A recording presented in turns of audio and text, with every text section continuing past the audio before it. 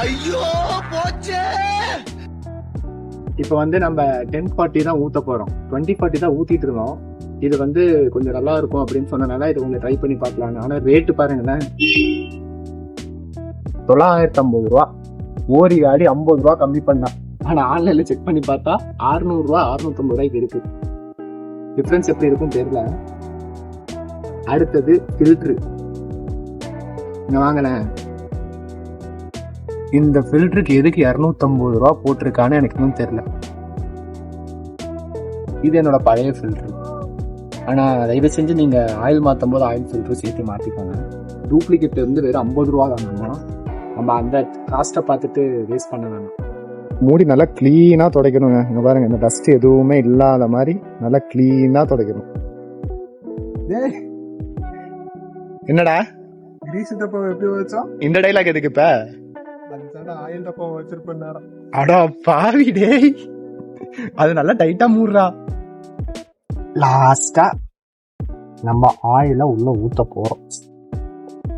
ஊத்துனதுக்கு அப்புறம் பாப்போம் இன்னும் நல்லா இருக்கா. எல்லாத்தையும் கிளீனா குறைச்சிருங்க.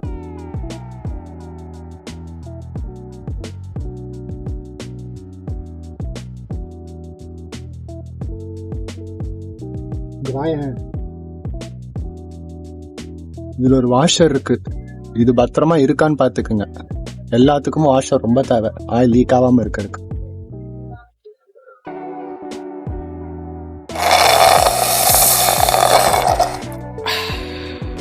Okay dudes, it's time to start our engine.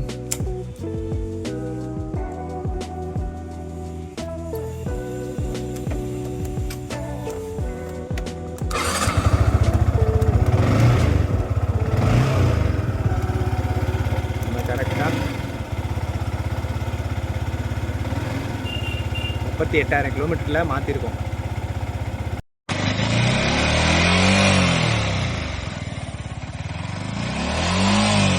இந்த புகையை பார்த்து ஒன்றும் பயப்பட வேணாம். இது வந்து நம்மளோட ஆயில் சைலன்சரில் பட்டதால் வந்த புகை தான். ஒரு வாட்டர் வாஷுக்கு அப்புறம் இது எதுவுமே வராது.